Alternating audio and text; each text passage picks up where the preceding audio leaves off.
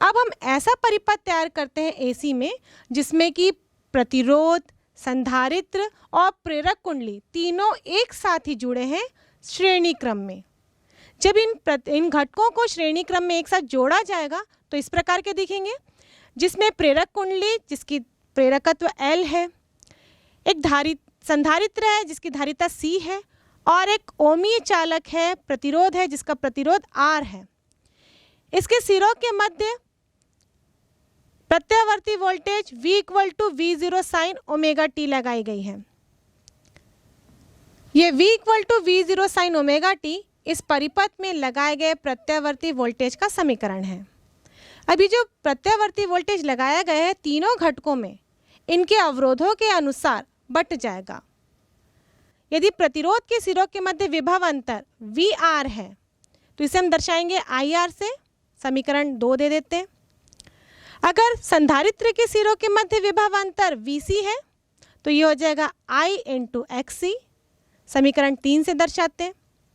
और यदि कुंडली के सिरों के मध्य विभव अंतर VL है तो ये हो जाएगा IXL, जिसे दर्शाएंगे समीकरण 4 से।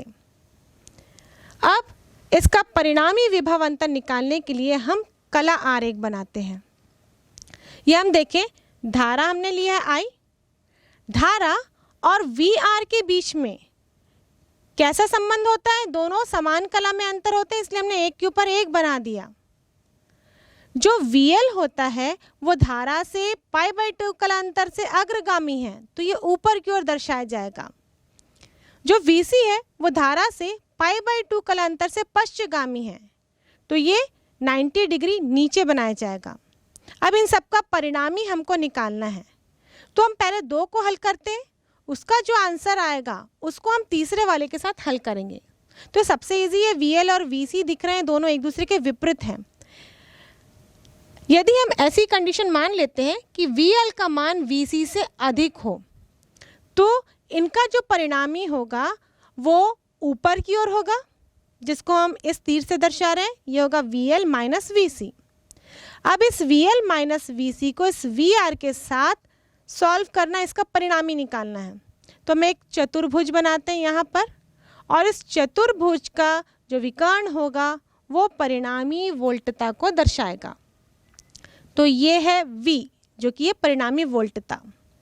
और इस चित्र अनुसार स्पष्ट है कि यहाँ पर धारा वोल्टेज से फाई कला अंतर से पश्चगामी है। अब इसको हम सॉल्व करते हैं, परिणामी वोल्टता कितनी हमको मिलेगी।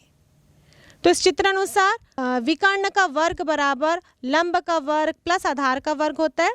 तो हम लिखेंगे V² बराबर VR का स्क्वायर प्लस VL - VC का होल स्क्वायर। अब मान रख देते हैं तो ये होगा V² बराबर IR का स्क्वायर, ब्रैकेट के अंदर IXL - IXC का होल स्क्वायर। अब जब स्क्वायर करेंगे तो दोनों में I² है, ये कॉमन हो जाएंगे। तो नेक्स्ट स्टेप में हम लिखेंगे V² बराबर I², ब्रैकेट के अंदर IR² प्लस XL - XC का होल स्क्वायर। दोनों पक्षों का वर्गमूल कर देते हैं तो यहाँ पर बनेगा V बराबर √I² ब्रैकेट के अंदर R² प्लस XL - XC का होल स्क्वायर। अब ये I² इस रूट से बाहर निकल जाएगा तो फाइनली जो परिणामी वोल्टता का समीकरण होगा वह है V बराबर I √R² plus XL - XC का होल स्क्वायर। अब XL और XC का मान हम रख देते हैं तो ये होगा V बराबर I √R² plus omega L minus 1/ओमेगा C का होल स्क्वायर, जिसे हम दर्शाते हैं समीकरण 5 से। और ये समीकरण है इस परिपथ की परिणामी वोल्टता का। अब इसी समीकरण 5 से यदि हम V/I ज्ञात करें, वोल्टेज और धारा का अनुपात, तो ये कहलाता है प्रतिबाधा, जिसे हम दर्शाते हैं Z से। और ये बन जाएगा √R² plus omega L minus 1/ओमेगा C का होल स्क्वायर। अब धारा का शिखर मान, इसी समीकरण से ही ज्ञात करेंगे। यहाँ पर यदि हम I लिखें तो I बराबर V अपॉन Z होगा। तो धारा का शिखर मान बराबर वोल्टेज का शिखर मान अपॉन Z यानी कि प्रतिबाधा, और ये होगा V0 upon root under R square plus omega L minus 1 upon omega C का होल स्क्वायर। अब हम ज्ञात करते हैं कला अंतर। कला अंतर ज्ञात करने के लिए हम वापस कला आरेख को देखेंगे। इस कला आरेख में ये जो लंब दिख रहा है, अगर हम यहाँ पर एक त्रिभुज माने तो इसका जो लंब दिख रहा है इस समकोण त्रिभुज में ये लंब है VL माइनस VC जिसका आधार है VR। तो यहाँ से tan phi बराबर होगा VL minus VC upon VR यानी कि लंब बटे आधार। मान रख देते हैं, VL बराबर IXL और VC बराबर IXC, VR बराबर IR। न्यूमरेटर में I कॉमन निकलेगा और ये I डिनोमिनेटर के I से कैंसिल हो जाएगा। तो हमें प्राप्त होगा tan phi बराबर XL minus XC upon R। अब XL और XC का मान रख देते हैं यहाँ पर। XL बराबर ओमेगा L और XC बराबर 1 अपॉन ओमेगा C। अब phi बराबर ये tan इनवर्स फंक्शन बन जाएगा क्योंकि वो RHS में जा रहा है। तो tan बराबर tan inverse omega L minus 1 upon omega C upon R। तो इस प्रकार हमने ज्ञात किया कला अंतर और शिखर मान। जब दोनों ही ज्ञात हो तो हम प्रत्यावर्ती धारा का समीकरण लिख सकते हैं। प्रत्यावर्ती धारा का समीकरण ऐसा होगा, I बराबर I0 साइन ओमेगा t। यहाँ पर हम लिखेंगे प्लस माइनस फाई। ये जो फाई का मान है यानी जो कला अंतर होगी वो निर्भर करती है कि VL का मान अधिक है या VC का मान अधिक है। जब ऐसी स्थिति होगी कि VL का मान VC से अधिक हो, जैसा भी हमने चित्र में देखा, इस कला आरेख में देखा, उस कंडीशन में ही वोल्टेज धारा से अग्रगामी होगा। लेकिन ऐसी कंडीशन होगी जहाँ VC का मान VL के मान से अधिक होगा, वहाँ पर वोल्टता धारा से पश्चगामी हो जाएगी फाई कला अंतर से। इसलिए समीकरण को अलग अलग स्थिति में हम अलग अलग प्रकार से लिखेंगे। ऐसा भी हो सकता है कि VL और VC बराबर हों, उस समय दोनों के बीच में कोई कला अंतर ही नहीं होगा, फाई का मान 0 प्राप्त होगा। तो हम तीनों स्थितियों में समीकरण लिखने की कोशिश करते हैं। अब हम पहली स्थिति देखते हैं जब VL का मान VC से अधिक है। जब VL का मान VC से अधिक होगा तो जो कला अंतर होगा वो धनात्मक होगा, क्योंकि tan phi बराबर omega L minus 1 upon omega C upon R है। तो ये क्वांटिटी, ये राशि धनात्मक होगी और कला अंतर धनात्मक है, इसका मतलब वोल्टेज धारा से अग्रगामी है, या हम यूँ कहें कि धारा वोल्टेज से पश्चगामी है। तो जब इसका समीकरण लिखेंगे हम तो इस प्रकार होगा, I equal to I0 sine omega t minus phi. अब मान लिख देते हैं हम I0 का मान और फाई का मान। तो यहाँ पर बनेगा I equal to V0 upon root under R square plus omega L minus 1 upon omega C का whole square into sine omega t minus tan inverse omega L minus 1 upon omega C upon R। अब दूसरी स्थिति देखते हैं, जब VC का मान VL से अधिक हो। उस कंडीशन में हम देखें तो tan phi का मान ऋणात्मक होगा, और ये tan phi का मान ऋणात्मक है, इसका मतलब वोल्टेज धारा से पश्चगामी है। ये हम यूँ कह सकते हैं कि धारा वोल्टेज से अग्रगामी है। तो धारा के समीकरण में हम प्लस फाई लिखेंगे और ये समीकरण बनेगा I equal to I0 sine omega t plus phi. ये जगह I equal to V0 upon root under R square plus 1 upon omega C minus omega L का whole square into sine omega t plus tan inverse 1 upon omega C minus omega L upon R। पर जब ऐसी स्थिति हो जब VL बराबर VC हो, या हम कह सकते हैं XL बराबर XC हो, दोनों ही घटकों के प्रतिघात बराबर हो, उस कंडीशन में tan phi का मान 0 होगा। यदि tan phi का मान 0 है, इसका मतलब वोल्टेज और धारा के बीच में कोई भी कलांतर नहीं है। और वोल्टेज और धारा के बीच में कलांतर कब 0 होता है? जब ऐसा परिपथ हो जिसमें केवल ओमीय चालक यानी कि प्रतिरोध लगाया गया हो।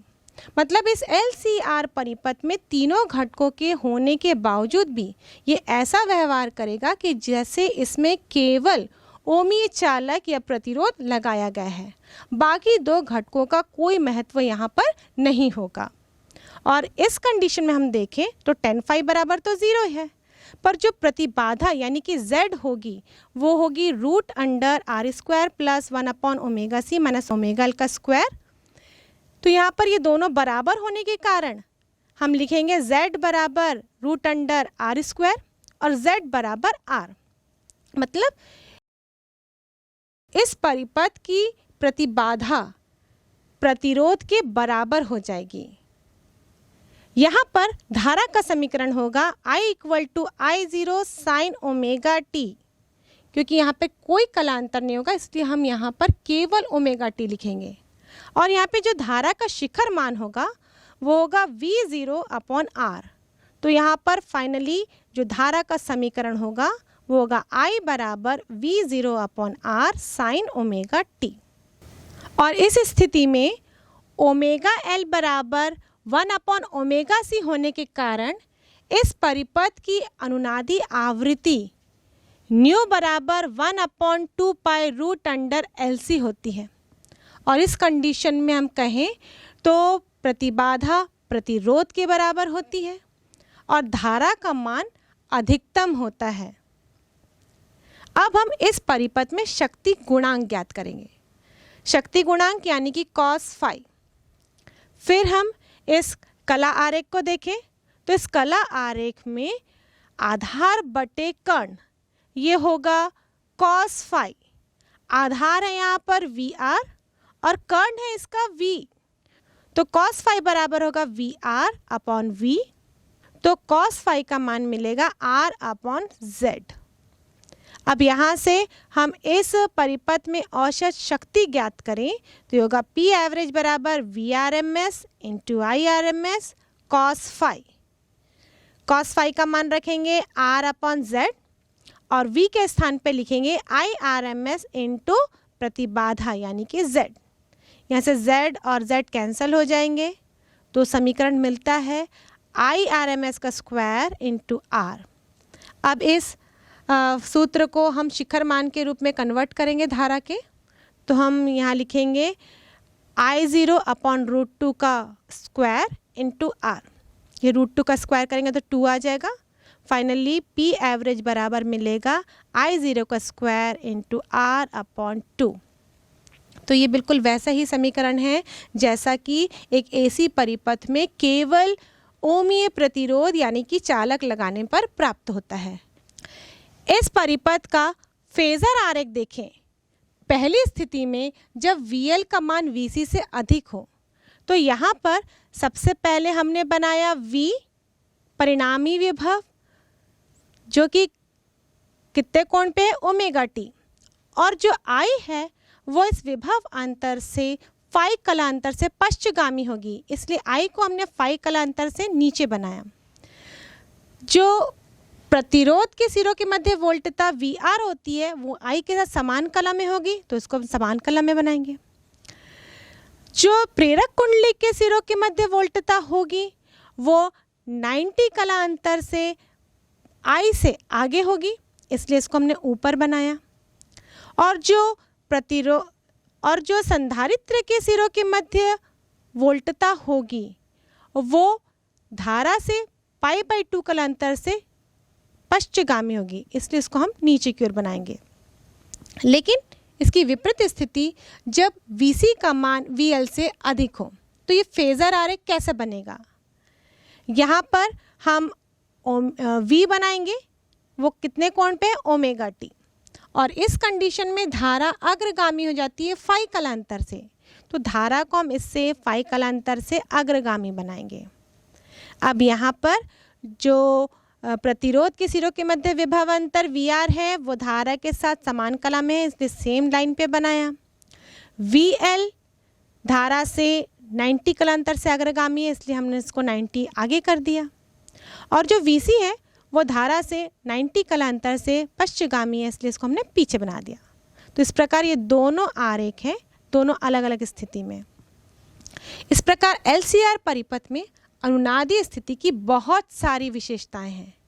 हम एक एक करके इन सारी विशेषताओं को देखते हैं। और इस प्रकार इस LCR परिपथ की विशेषताओं को हम एक एक करके देखते हैं। पहला, इसमें XL का मान XC के बराबर होता है, या हम यूँ कहें VL का मान VC के बराबर होता है, या हम लिख सकते हैं ओमेगा L बराबर 1/ओमेगा C। इस कंडीशन में अनुनादी आवृत्ति होगी न्यू नॉट बराबर 1/2 पाई रूट अंडर LC।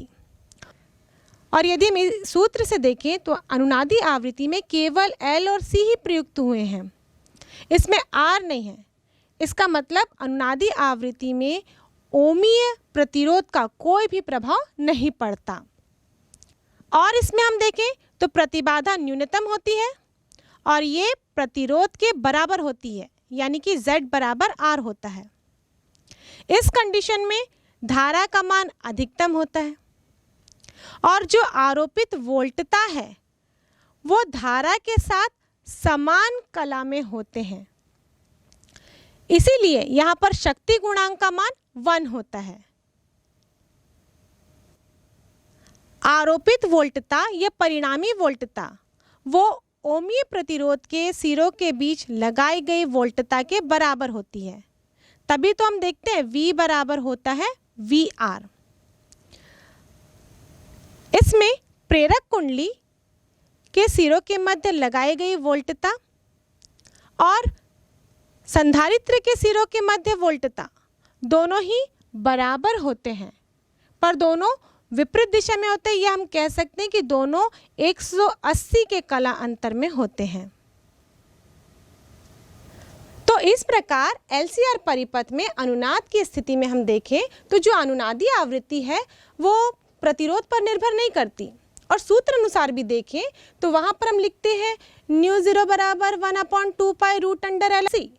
मतलब अनुनादी आवृत्ति का मान केवल प्रेरकत्व और धारिता के मान पर निर्भर करता है, और इसीलिए अनुनादी आवृत्ति के समय धारा का मान अधिकतम होता है।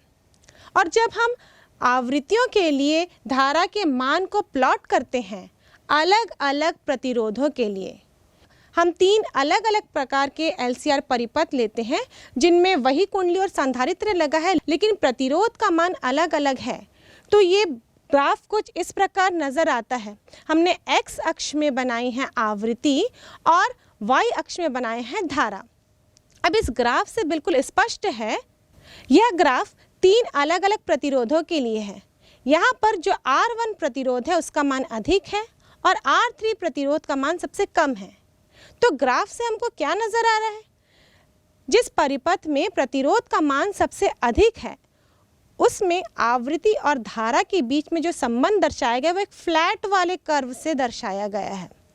मतलब जब प्रतिरोध का मान अधिक होता है तो ये ग्राफ थोड़ा सा फ्लैट होता है, और जब प्रतिरोध का मान कम होते जाता है तो हम देखते हैं ये ग्राफ थोड़ा तीक्ष्ण होते जाता है, यानी धारा की तीक्ष्णता यहाँ पर बढ़ते जाती है।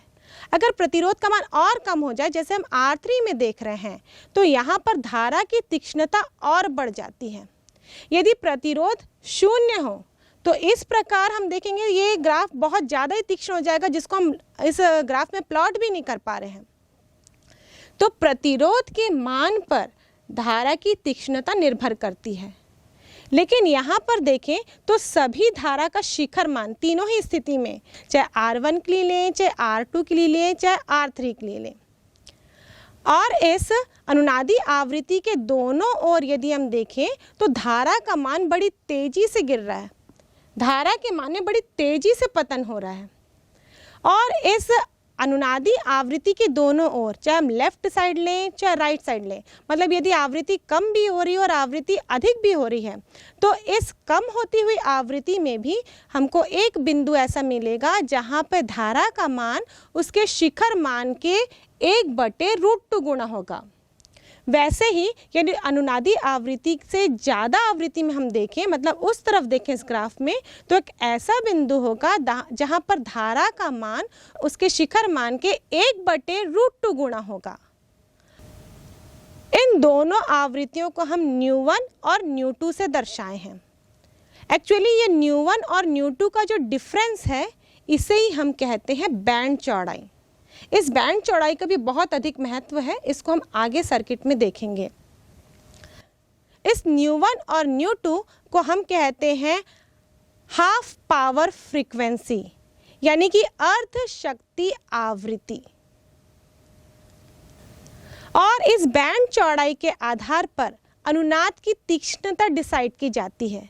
यदि बैंड की चौड़ाई कम होगी तो अनुनाद की तीक्ष्णता अधिक होगी, और यदि बैंड की चौड़ाई अधिक होगी तो अनुनाद की तीक्ष्णता कम होगी, यानी कि जो कर्व बनेगा वो फ्लैट बनेगा।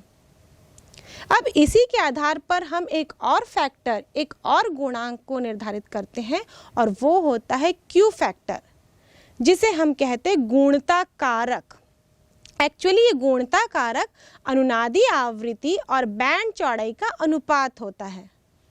इस क्यू फैक्टर को हम क्यू से दर्शाते हैं, कैपिटल लेटर, और ये होता है बराबर ν0 अपॉन ν2 माइनस ν1, जहाँ ν0 अनुनादी आवृत्ति है और ν2 माइनस ν1 इस बैंड की चौड़ाई है। एक्चुअली इस ग्राफ को हम देखें तो ये दोनों ओर सिमिलर है, एक जैसे प्रवाहित हो रही है दोनों दिशा में, मतलब अगर पतन भी हो रहा है धारा का तो एक समान हो रहा है।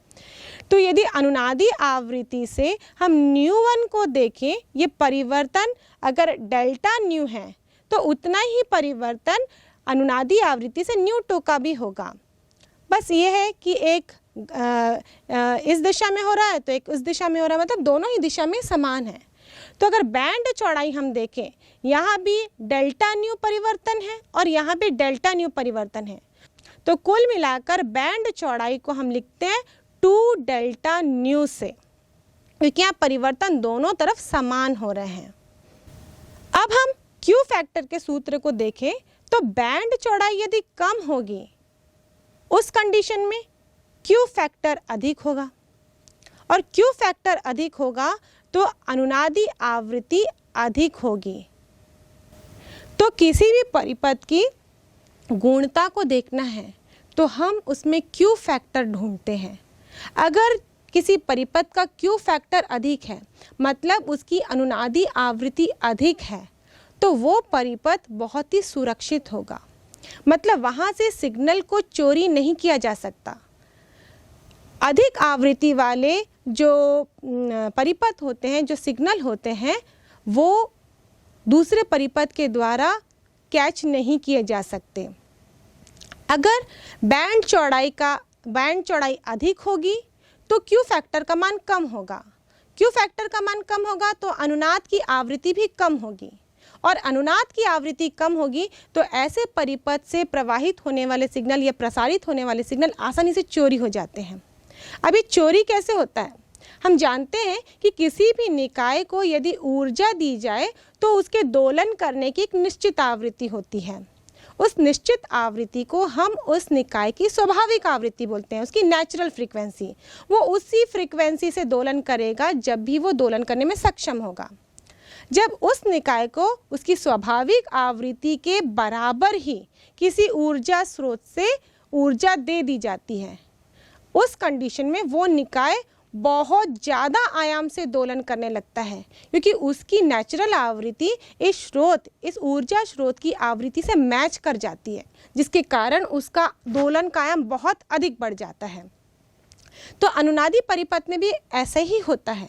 जब स्वाभाविक आवृत्ति ऊर्जा स्रोत की आवृत्ति से मिल जाती है तो वो अनुनाद की स्थिति बन जाती है, और उस कंडीशन में धारा अत्यधिक प्रवाहित होती है, मतलब वो परिपथ बहुत अच्छे से काम करने लगता है।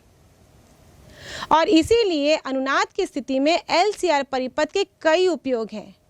जैसे कि पहला, इस अनुनाद की स्थिति में LCR परिपथ का उपयोग ग्राही परिपथ के रूप में किया जाता है।